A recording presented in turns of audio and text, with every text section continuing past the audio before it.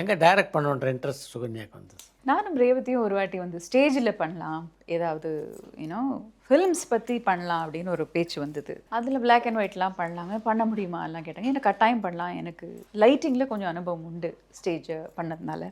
அப்படியா சரி பண்ணலான்னு அப்படி பேச ஆரம்பிச்சு திடீர்னு வந்து சரி டைரக்ஷன் பண்ணலாம். ஐயோ நான் வந்தே 4 வருஷம் தான் இருந்தது, அதுக்குள்ளே என்ன direction? No no no, you know everything, you come on let's do அப்படின்னு. So it's a telefilm. Prakash Raj நடிச்சு நான் ஒரு மர்டர் மிஸ்ட்ரி, ஏன்னா நான்னா டான்ஸுன்னு எதிர்பார்ப்பாங்கன்னு சொல்லிட்டு கட்டாயம் அதை பண்ண மாட்டேன்னு ஒரு மர்டர் மிஸ்ட்ரி ஒன்று பண்ணேன். ரோஹிணி பண்ண வேண்டியது அது. அவங்க 2 பேரும் மிஸ் ஆகிடுச்சு. நாளைக்கு ஷூட்டிங்னா இன்றைக்கி ஈவினிங், முதல் நாள் ஈவினிங் ஏதோ ஒரு அவசர வேலை அவங்களுக்கு போய் ஆக வேண்டியிருந்தது. அதனால என்னுடைய ஃப்ரெண்டு லாஸ்ட் மினிட்ல என்னோட டான்ஸ் பண்ணக்கூடிய பெண்ணு மீரான்னு சொல்லிட்டு பண்ணுறியான்னு, சரி எனக்கு நடிப்புலாம் தெரியாது, நான் இருக்கேன் நீ வா அப்படின்னு சொல்லிட்டு பண்ணோம். ஆனால் அதுக்கப்புறமா அந்த படத்தை பற்றி டெலிகாஸ்ட் ஆன போது பாரதிராஜா அவர் உடனே ஃபோன் பண்ணார் டைரக்டர். ஏய் என்ன அசத்திட்ட அப்படின்னு சொல்லி ரொம்ப காம்ப்ளிமெண்ட்லாம் கொடுத்து எனக்கு அப்படியே குதூகலம், முதல்ல டென்ஷன் இவர் குரல் கேட்டவொன்னு. ரொம்ப பாராட்டினாரு. அதுக்கப்புறம் கொஞ்சம் என் கூட பாலச்சந்தர் சாரும் இருந்திருக்காரு, பாலு மகேந்திரா சாரும் இருந்திருக்காரு. ஸோ 3 ஐ டோன்ட் நோ, பாவம் பொழைச்சி போட்டோம் நல்லா இருக்குன்னு சொன்னாங்களான்னு தெரியல, பட் 3 பேரும் ரொம்ப பாராட்டி பேசினாங்க. எனக்கு ரொம்ப ரொம்ப சந்தோஷம் அது. அதுக்கப்புறமா ரகுவரன் ரோஹிணி கல்யாணம் ஆனப்புறம் சொன்னாங்க, எங்களுக்கே தெரியாது நாங்கள் கல்யாணம் பண்ண போகிறோன்னு, ஆனால் எங்கள் 2 பேரும் ஆக்ட் பண்ண வைக்கணும்னு நீ நினச்சிட்ட, so you thought about it first அப்படின்னாங்க. So that's about it, another sweet memory. எப்படி இருந்தது அந்த எக்ஸ்பீரியன்ஸ்? எனக்கு ரொம்ப பிடிச்சது. In fact I prefer that rather than ஆர்டிஸ்ட்னு நான் இருக்கிறத விட டைரக்ஷன் ரொம்ப இன்ட்ரெஸ்டிங்காக இருந்தது. ஏன்னா ஒரு பெரிய பொறுப்பு, ஒரு சீனு ஒரு ஃப்ரேம் வைக்கிறோன்னா அதில் கிளாக்கு கூட எந்த தரத்தில் இருக்கணும், ஒரு சின்ன பொருள் கூட எப்படி இருக்கணும் அப்படிங்கிற மாதிரி கொண்டு நம்ம பார்க்கணும். அண்டு ஒருத்தரையே பார்த்துட்டு இருக்க முடியும். இந்த சீன் டைலாக்ஸு பெரும்பாலும் எழுதினது நான் தான். ஸோ கோட் சீன்லாம் லிட்ரலி பாதியில் நிறுத்திட்டு ரீஒர்க் பண்ணேன். அண்ட் அதுலேயும் சில ஆர்டிஸ்ட் வரலன்ட்டு எங்கள் அப்பா லஞ்ச் எடுத்துகிட்டு வந்தார். டேடி நீ தான் பண்ணும் அந்த பேகை வெயி, என்னடி சொல்லு நீ வா முதல்ல எனக்கு அப்படின்னு சொல்லிட்டு அப்படியே கோட் சீன்கள்லாம் கூண்டில் ஏற்றி அவரை டாக்டராக மாற்றி. ஸோ அப்பா ஃபாதர்ஸ் ஆக்சுவலாக அவருக்கு எக்ஸ்பீரியன்ஸ் இருக்குது. அவர் அப்போவே வந்து கிளப்பில் ஜேசிஸ் கிளப்னு ஒரு இதில் வந்து நிறைய ட்ராமா ஸ்கிரிப்ட் டைரக்ட் பண்ணியிருக்காரு, எழுதியிருக்காரு. Is acted, is wonderful actor basically. அதனால் நான் பிழைச்சேன் அன்றைக்கி. அது மாதிரி போலீஸ்காரன்னு சொல்லிட்டு இன்னொரு என்னுடைய கசினை கூப்பிட்டேன். ஸோ இந்த மாதிரி நிறைய திடீர்னு சேஞ்சஸ் ஏற்பட வேண்டியதாக ஒரு நிர்பந்தம் ஏற்பட்டுச்சு. And I was able to cope well with that. And அதை தாண்டி டைரக்டர்லாம் பாராட்டியிருக்காருன்னா I think I'm very happy. And அது ரொம்ப சுவாரஸ்யமான ஒரு அனுபவம். டைரக்ஷன் மாதிரி எந்த காலகட்டத்தில் எழுதுறதுல ஆசை வந்தது? அது அப்போது ஸ்கூல் டைம்லேயே எழுதிட்டுருப்பேன். திடீர்னு சின்ன ஹைக்கூ மாதிரிலாம் தான் எழுதுவேன். புதுநிலும் போதே இன்ஃபேக்ட் அவர் ஆஃபீஸில் ஏதோ சும்மா உட்காந்துக்கிட்டு இந்த ஃபஸ்ட்டு டே கொஞ்ச நேரம் வெயிட்டிங் டைம் இருந்தது. யூஸ்வலாக எங்கே போலும் சின்ன ஒரு ஸ்கிராப் புக்கு என்ன எழுதிட்டுருக்க அப்படின்னாரு. திடீர்னு வெயிட்டிங் ரூமில் வாசலில் ஒரு வரவேற்பறை இருக்கும் இல்லையா, அங்கே வந்து ஐயோ என்ன வந்துட்டாருன்னா இல்லை கூடாது முதல்ல அப்படின்னாரு. அதான் பாடுறா கவிதையெல்லாம் எழுதுவியா நீ அப்படின்னாரு. அண்ட் ஸோ அது மாதிரி இன்ட்ரெஸ்ட் எப்போவுமே உண்டு கொஞ்சம். இன்ஃபேக்ட் நான் என்னோடய தமிழ் டிவோஷனல் ஆல்பம் எழுதினது நான் உட்காந்து எழுதலை, இட் ஜஸ்ட் கேம். அண்டு திடீர்னு ஒரு இன்ஸ்பிரேஷனில் வந்தது. அது என்னை பொறுத்த வரைக்கும் யாரோ ஒரு போஸ்ட் பாக்ஸில் போட்டா மாதிரி, என் தலையில் போட்டா மாதிரி இருந்துச்சு. அண்ட் ஏன்னா ஒரு டியூனோட வந்த ஒரு அனுபவம் கிடைச்சிது. அதில் மலையாளம் சீரியல் பண்ணிகிட்டு இருந்தேன் அப்போது கேரளாவில். மெட்ராஸ்லேருந்து காலையில் எங்கள் அப்பா ஒரு வாட்டி ஃபோன் பண்ணார், ஏதோ ஆடிட்டிங் விஷயமா ஏதோ பேசணும். அப்போ ஃபோன் பண்ணப்போ நம்ப மாட்டேங்க, இன்னைக்கு காலையில் ஒரு சாங் ஒன்று எனக்கு திடீர்னு ஒன்று டியூனும் வேர்ட்ஸோடு வந்தது. இன்னும் விளையாடுறியான்னாரு. ஆமாம் பாடி காமிக்கிறேன்னு சொல்லி பாடினேன். அஃப்கோர்ஸ் முதல் பாடல் வந்து ஒரு பேட்ரியாட்டிக் சாங். என் காதுகளுக்கு ரொம்ப ரம்யமாக இருந்துச்சு. இது எப்படியாவது ரெக்கார்ட் பண்ணோம் அப்படின்னு சொல்லிட்டு அப்போலேருந்து 1 GB ஃபோன் தான் வரும். ஸோ அதில் ரெக்கார்ட் பண்ணேன். ஸோ அப்போ சொன்னார் இது டெவலப் பண்ணேன். டெவலப்பெல்லாம் பண்ண முடியாது எனக்கு தெரியாது அப்படின்ட்டேன். உனக்கு வரும் நீ பாரு அப்படின்னாரு. சொன்ன மாதிரி 2 மாதத்தில் ஒரு 10 சாங்கு எதிர்பாராத நேரங்களில் ட்ரைவ் பண்ணும்போது நந்தனம் சிக்னல் ஒரு வாட்டி வந்துச்சு. அப்புறம் ஃபஸ்ட்டு டே ஷார்ட் கூப்பிடும்போது கரெக்டாக போகிறேன். ஷார்ட் ரெடி மேடம் அப்படின்றாரு. இது வந்துட்டேங்கன்ற என்ன வந்துட்டேன்னு திரும்ப உட்காருங்க நான் பார்க்குறான். நான் இங்கே பாட்டு பாடிலாம் வந்தேன், இந்த பொண்ணுக்கு ஏதோ ஆயிடுச்சுன்னு நினச்சிருப்பாங்க. பட் அதுக்கப்புறமா வந்து எல்லாமே ரொம்ப அழகான வரிகளாக இருந்தது. கங்கை அம்மன் அவர்களுடைய வழி நடத்துதலில் ஒரு மியூசிக் டைரக்டர் இன்ட்ரடியூஸ் பண்ணார். அப்போ வந்து இவர் கீபோர்டு ஆர்டிஸ்ட்டாக இருக்குது, இதில் ஒர்க் பண்ணுறாரு, ஐ திங்க் இவர் பொருத்தமாக இருக்கும் அப்படின்னு சொல்லி சொன்னார். நான் கிளாசிக்கல் பேஸ்டாக இருக்குது, டிவோஷனலாக இருக்குது அப்படின்னு சொன்னார். அதுக்கப்புறம் அப்பா வந்து இல்லை நல்லாவே வந்திருக்குது, இது ஒரு ஃபங்க்ஷனாகவே பண்ணி ரிலீஸ் பண்ணலான்னாரு. நான் வந்து அப்புறம் மியூசிக் டைரக்டர் தானே போடுவீங்க, அதெல்லாம் நான் கிடையாது, மக்களை ஏமாத்துற மாதிரி இருக்கும், நான் மாட்டேன் அப்படின்னு. இல்லை இது அதுக்காக இல்லை, அப்பாவும் ஒரு 40 ஆன்மீக புத்தகங்கள் எழுதியிருக்காரு. இது மகாபாரதத்தில் இல்லையா, ராமாயணத்தில் இல்லையா, நான் எழுதலையா? அப்போது சின்ன புத்தகமாக எழுதுகிறேன். இங்கேருந்து பஸ்ஸில் போகிறவங்க கூட ஒரு மணி நேரத்தில் என்ன படிக்க முடியுமோ படிச்சுட்டு போகட்டும். இதில் ஏதாவது ஒரு வார்த்தை உங்களுக்கு பொறித்தட்டும், நல்ல வழிக்கு எப்பயாவது உங்களுக்கு உதவியாக இருக்கும் அப்படின்னாங்க. அதனால் ரிலீஸ் பண்ணுனாங்க. சரிண்ணே, அப்படி வந்து தான் என்னுடைய முதல் ஆல்பம் அழகு. குறிப்பிட்ட இயக்குனர் படங்கள் நடிக்கணும் அப்படின்னு ஏதாவது பட்டியல் உண்டா? இப்படி நிறைய இருக்குது. நிறைய படங்கள் நம்ம பார்த்ததுக்கப்புறம் அடடா அருமையாக இருக்குது, இந்த படம் பண்ணலாமே, பண்ணியிருக்கலாமே, இந்த மாதிரி கேரக்டர் பண்ணியிருக்கலாமே அப்படின்னு இருக்குது. பட் ஆனால் ஒரு சொன்ன மாதிரி இந்த சாகரம் சாட்சி எனக்கு ஒரு பெரிய கேப்சல் மாதிரி ஒன்றுத்துலேயே நடிச்சில்ல, ஓகே அப்படின்னு நடிச்சு. அப்புறம் இந்த டைரக்டர் டிக் பாக்ஸஸ்லாம் ஆகிடுச்சு, பாரதராஜ் சார், பாலச்சந்திர சார், மலையாளம், தெலுங்கு இதெல்லாமே. ஸோ அதில் திருப்தி, இந்த திருப்திங்கிற வார்த்தை கேட்குறது ரொம்ப கஷ்டம் இல்லையா? ஸோ அது வரைக்கும் எனக்கு திருப்தி, பண்ண படங்கள் திருப்தி. இன்னும் கேரக்டர்ஸ் வரும்னா ரொம்ப ரொம்ப சந்தோஷப்படுவேன். ஏன்னா ஆர்டிஸ்ட்டுன்னா நடிக்கிறதுக்கு தான் இருக்கும். So I will definitely look forward for doing good character Rolle's. Radha, உங்களுடைய திரைப்பயணத்தில் பல நல்ல பாடல்களை பல மியூசிக் டைரக்டர் கொடுத்துருக்காங்க. ஏஆர் ரஹ்மான், இளையராஜா சொல்லிகிட்டே போகலாம். இதில் யாரெல்லாம் சந்தித்து பேசக்கூடிய வாய்ப்பு சுகன்யாக்கு அமைஞ்சது? ராஜா சார் முதல் படத்துலேயே இன்ட்ரடியூஸ் பண்ணி விட்டுருக்காரு. அதுக்கப்புறமா நிறைய ஒரு ஃப்ளைட்டில் சந்திச்சிருக்கேன், லண்டனில் சந்திச்சிருக்கேன். இன்ஃபேக்ட் போன வருஷம் வந்து அவரோட ப்ரோக்ராம் அங்கே லண்டனில் இருந்தது. எங்களை முதல் ரோவில் எனக்கு எங்கள் அக்கா, எங்கள் அம்மா எல்லாருமா ஃபர்ஸ்ட் ரோவில் உட்காந்து சின்ன கவுண்டர் சொல்லாமல் முத்துமணி மாலை சாங் எடுத்தார். டக்கர் இப்படி பார்த்தாரு, இப்படி அப்படின்னாரு. இதை விட வேறு என்ன வேணும் சொல்லுங்கள்? எப்பேற்பட்ட மாமி இது! இந்தியாவே பெருமைப்படணும், இப்படி ஒரு மியூசிஷியன் நமக்கு கிடைச்சது. அண்டு எங்கேயோ போய் கொடி நட்டுட்டு வந்திருக்காரு, இமயமலையை தொடுற மாதிரி ஒரு பெரிய விஷயம். ஸோ அவரோட மியூசிக்கில் நான் நடித்ததில் ரொம்ப சந்தோஷம். இது லண்டன் மட்டும் இல்லை, பல முறை திருவண்ணாமலையிலும் சந்திச்சிருக்கேன், ரமண ஆசிரமத்தில் பார்த்துருக்கேன், பேசியிருக்கேன். ஸோ அந்த அனுபவங்கள்லாம் நிறையவே உண்டு. Amazing music director. அண்டு என்ன ஞானம், வெறும் எழுத்துலேயும் சரி ஆன்மீகத்தில் சரி கொடுத்து வச்சுருக்கோம் நம்ம எல்லாரும்.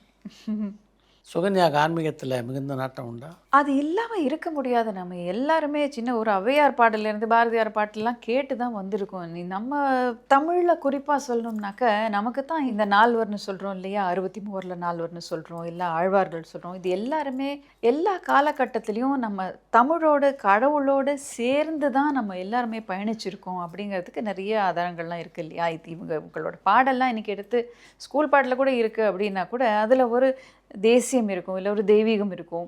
அவங்க ரெண்டையுமே கொடுத்துருக்காங்க, நமக்கு ஒரு பெரிய டானிக் மாதிரி கொடுத்துருக்காங்க. ஏன் கண்ணதாசன் அவர்களோட வரிகள் முதற்கொண்டு எல்லாமே, அவர் கண்ணன் பாட்டு எழுதலையா? ஸோ இட் இஸ், அதை தாண்டி வெளியே வர முடியாது, நம்ம எல்லார் லைஃப்லேயும் இருக்குது. எனக்கு நிறைய நம்பிக்கை இருக்குது. நிறைய கோயில்களுக்கு போயிட்டு வருவேன். ஒரு ஆர்டிஸ்ட்டாக இப்போ ஒரு டான்ஸை பற்றி ஒரு கதை எடுத்து பண்ணுறோம், ஒரு வர்ணம் பண்ணுறோம்னா கூட அது கதை தெரிஞ்சால் தான் செய்ய முடியும். அங்கேயும் நடிப்பு இருக்கு இல்லையா, எக்ஸ்பிரஷன் வரும்போது. அப்போ கிருஷ்ணர் எப்படி சொல்கிறாரா, ராமர் எப்படி சொல்கிறார், சீதா இப்படியா, பார்வதி இப்படியா, இந்த கேரக்டர்ஸ், அதனால் கதை தெரியணும். இதெல்லாம் படிக்கும்போது சின்ன சின்ன துக்கடா கதைகளே பார்த்து ஆகான் ரசிக்கிறோம். மாபெரும் படைப்புகள், அதெல்லாம் உண்மையிலே வாழ்ந்திருக்காங்க. எப்பேற்பட்ட அனுபவம் எல்லாம், இதெல்லாம் கற்பனை கதை இல்லையே. அதனால் ஹேட்ஸ் ஆஃப். அண்ட் நண்பர்கள் வணக்கம் சார். வணக்கம். வணக்கம் மேடம். வணக்கம். ஷார்ட் ஃபிலிம் போது டயர்டாகி தூங்கிட்டேன், டிஸ்டர்ப் பண்ண வேண்டாம் அப்படின்னு சொல்லி நாகேஷ் சார் பற்றி கொஞ்சம் சொல்லுங்க மேடம். அவருக்கெல்லாம் நான் பார்ப்பேனான்னு கூட எதிர்பார்க்கலைங்க. இப்படி ஒரு மனிதாபிமானம் உள்ள ஒரு ஆக்டர்னா. நான் வந்து அவருடைய தம்பி பொண்டாட்டின்ற ஒரு படத்தில் நடித்தேன். எடுத்த உடனே ரொம்ப சகஜமாக 10 வருஷமாக இல்லை, சின்ன வயசுலேயும் தெரியும், நம்ம அந்த வீட்டில் தான் வளர்ந்துருக்கோன்ற மாதிரியே நான் வந்து நாகேஸ்வரி இப்படி பயந்துட்டு இருக்கேன். வா வா சுகன்யா வா, எல்லோரும் ஜாலியாக பேசிருக்கோம், வா நீ அப்படின்னு சொல்லி அந்த மாதிரி தான் பேசுவார் அவர்.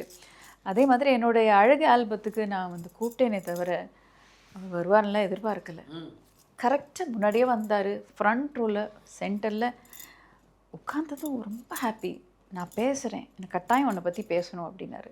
இன்விடேஷனில் தெரிஞ்சால் போட்டிருப்பேன். எனக்கு இவ்வளவு பெரிய ஒரு அபிமானம் நான் அவர் மனசில் இடம் பிடிச்சிருக்கேன்றது எனக்கு தெரியாது. மாமனிதர் அவ்வளோ உயர்வாக பேசினார் இந்த விழாவில். எனக்கு இப்போ நினச்சாலும் எனக்கு ரொம்ப எமோஷ்னலாக தான் ஆகுது. இதோடு நிறுத்திக்காமல் வேறு ஒரு கல்யாணத்தில் ஒரு 4-5 வருஷம் கழித்து கேஆர் விஜயா அம்மாவை கூப்பிட்டுட்டு, ஏ விஜயா இங்கே வா, இங்கே வா, சுகன்யா நீ உன்னோட சிடியை அவங்கள்ட்ட கொடுக்குற, அவள் பாட்டு எழுதியிருக்கா பாரு, நீ கேளு. என்னம்மா எழுதியிருக்கா தெரியுமா, அவசியம் கொடுக்குற, சும்மா இங்கே பார்த்து பேசுறதுலாம் இல்லை, நீ கொடுக்குற, அந்த மாதிரி ஒரு மனிதர். இதை விட வேற என்ன சொல்ல முடியும்? நெருப்புங்க அவர்லாம். ஆர்டிஸ்டா, அமேசிங் ஆர்டிஸ்ட். தேங்க்யூ. அவரை பற்றி கேட்டதில்லை, அடிக்கடி நினச்சிப்பேன் அவரை பற்றி. நீங்கள் இன்னைக்கு கேட்டது இன்னும் சந்தோஷம் எனக்கு. கன்னத்தில் முத்தமிட்டால வந்து நந்திதா தாஸ்க்கு நீங்க டப்பிங் பேசியிருக்கீங்க, அதை பத்தி சொல்லுங்க மேடம். ரொம்ப இன்ட்ரெஸ்டிங்காக இருந்தது. Nandita Das is a wonderful actress. அவங்க ஸ்ரீலங்கன் தமிழ் பேசினது ரொம்ப வியப்பாக இருந்தது. அது என்னோடய வாய்ஸ் ரொம்ப பொருத்தமாக இருந்தது. எனக்கு ரொம்ப சந்தோஷம். நிறைய பேர் அதில் பேசி பொருந்தலை, அமையலை.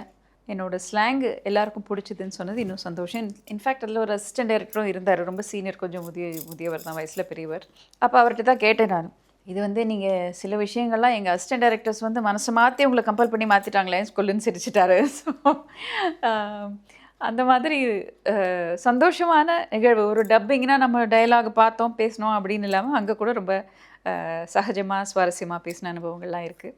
தமிழ்நாட்டுக்குள்ளே பேசுகிற ஸ்லாங்கை விட அது வித்தியாசமாக இருக்கும். அதனால் எனக்கு ரொம்ப பிடிச்சிது. ஏன்னா நான் ஒரு வாட்டி ஃப்ரான்ஸுக்கு வந்து என்னை சீஃப் கெஸ்ட்டாக கூப்பிட்ருந்தாங்க, மச் ஏர்லியர். அப்போ வந்து ஹோட்டல் உள்ளேயே போக முடியல, அப்படி ஒரு கூட்டம் நான் வரேன்னு சொல்லிட்டு. ஸோ அதால் ஒரு அரை மணி நேரம் காரில் வெயிட் பண்ணி பார்த்தோம். இதுக்கு மேலே தாங்காத, ஹோட்டலுக்கு போக முடியாது, நீங்கள் எங்கள் வீட்டுக்கு வந்துடுங்க அப்படின்னு சொல்லி கூப்பிட்டாங்க. நீங்கள் ஒரு 2 hours வெயிட் பண்ணுவோம். அவங்கெல்லாம் போனதுக்கப்புறம் நாளைக்கு ஃபங்க்ஷனில் மீட் பண்ணிக்கிட்டா இட்ஸ் ஓகே. அப்போ தான் ஏர்போர்ட்லேருந்து வந்திருக்கும். ஸோ அவங்க வீட்டில் இருந்தோம். ஒரு 2 hours தானிட்டு ரொம்ப டயர்டாயிட்டேன். இருந்த ரூம்லேயே தூங்கிட்டேன் அப்படியே. ஸோ அம்மாவை நான் கொஞ்ச நேரம் கழிச்சு யாரோ நாக் பண்ணாங்க. அப்போ அந்த வீட்டுக்குள்ளே அவங்களுடைய அறையில். அப்போ பார்த்தா ஒரு அம்மாவும் பொண்ணும் வந்திருக்காங்க. அவங்க இதில் பார்த்துட்டு போயிடுறாங்களாம். மணி 8:30 ஆகிடுச்சு. இதுக்கப்புறம் அவங்க ரொம்ப தூரம் போகணும், உங்களை பார்க்குறதுக்காக வந்திருக்காங்க. கட்டாயம் பார்க்குறாங்க அப்படின்னு சொன்னேன். அப்போ பார்த்துட்டு, எனக்கு உங்களை படங்கள்லாம் ரொம்ப விருப்பம், ரொம்ப ஆசையாக பேசினாங்க. நீங்கள் நல்லா கீறுவீங்க தானே. நான் கீறுவேனா என்னங்க, நானே தூக்கத்தில் ஜெட்லாகில் பார்த்துட்டு நான் கீறுவேனா அப்படின்னு. அப்புறமா தான் புரிஞ்சுது, அந்த தமிழில் ஒரு அழகானது அவங்க வந்து நீங்கள் வரைவீங்க தானே அப்படிங்கிறது. இப்படி ஒரு வார்த்தை இருக்கா அப்படிங்கிறது எனக்கு இதுக்கு பிரயோகப்படுத்தலாம் அப்படிங்கிறது எனக்கு அப்போ தான் தெரிஞ்சுது. ஸோ இதுக்கப்புறம் தமிழில் கொஞ்சம் ஆர்வமே ஏற்பட்டது. அதனால் இதெல்லாம் மறக்க முடியாத அனுபவம். ஸோ அந்த தமிழ் பேசுனது சந்தோஷம். வால்டர் வெற்றிவேல், புதுநெல்ல புதுநாத்து, சின்ன கவுண்டர், இதெல்லாம் மறக்க முடியாத படம் மேடம் நீங்க நடிச்சதுல, இந்தியன் உட்பட. சரி. இப்போ மனோரமா மேடமோட நீங்க அந்த கான்வர்சேஷன், அந்த சீன் எப்படி, அதை எடுக்கும் போது உங்களுக்கு என்ன ஃபீல் இருந்தது மேடம்? அந்த காமெடி டேக் ஓகே சொல்லணும் அப்படிங்கிறது தான். அந்த மனோரமா அவர்கள் சரி, விஜயகாந்த் அவர்களும் சரி, அவங்க முன்னாடி நான் தான் ஜூனியர், எனக்கு அது 3வது படம். ஸோ டேக் ஓகே பண்ணிடணும்.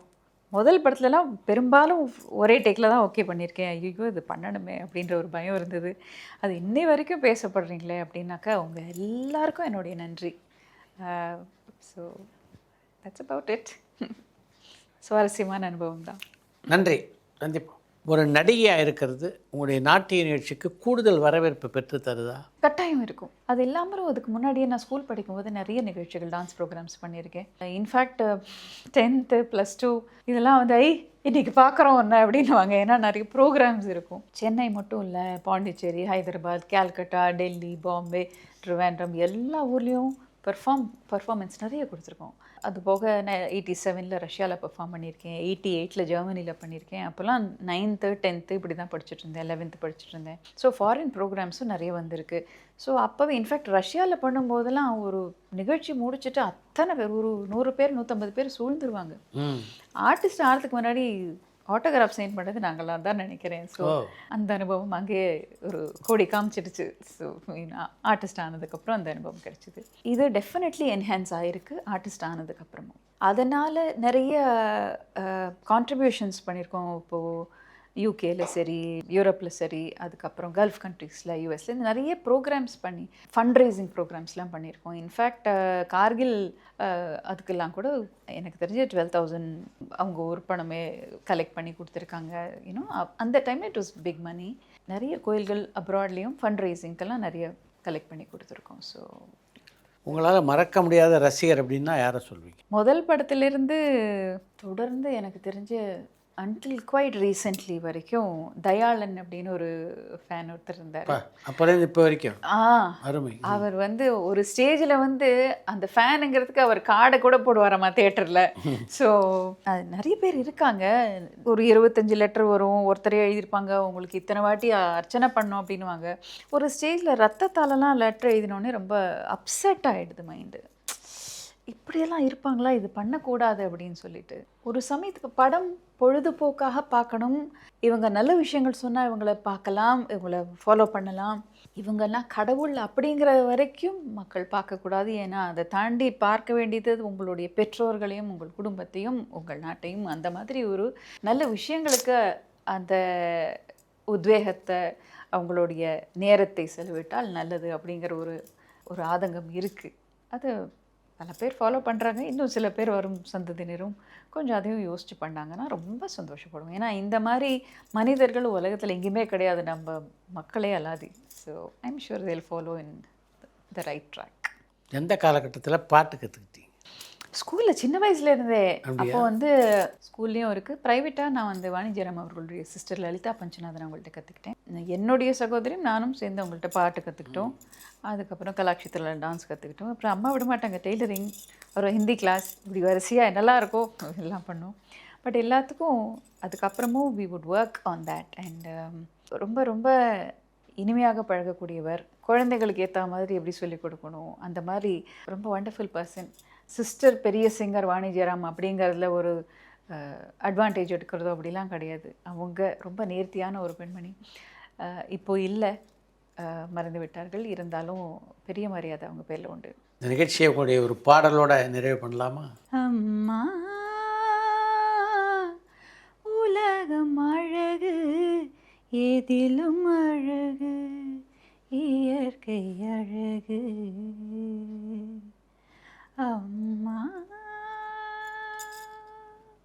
அருமை அருமை அருமை. ரொம்ப நன்றி. டூரி டாக்கஸ் ரசிகர்களுக்கு இன்றைய நிகழ்ச்சி மிகச்சிறப்பாக அமைந்ததுன்னா அதுக்கு முக்கியமான காரணம் சுகன்யாவுடைய ரிச் எக்ஸ்பீரியன்சஸ். பலதரப்பட்ட படங்கள், பலதரப்பட்ட கதாநாயகர்கள், பல மொழிகள், இப்படி அத்தனை படங்கள் நடிக்கக்கூடிய வாய்ப்பு உங்களுக்கு கிடைச்சிது. அந்த அனுபவங்கள் எல்லாவற்றையும் உங்களோட பகிர்ந்துக்கிட்டாங்க. மீண்டும் நாம் அடுத்த நிகழ்ச்சியில் இன்னொரு கலைஞரை சந்தித்து பேசுவோம். அது வரைக்கும் வணக்கம். பரபரப்பான சினிமா செய்திகள், நட்சத்திரங்களின் பேட்டிகள், சினிமா வரலாறு ஆகியவற்றை பார்க்கவும் படிக்கவும் உங்களுக்கான இணையதளம் tourantalkies.co.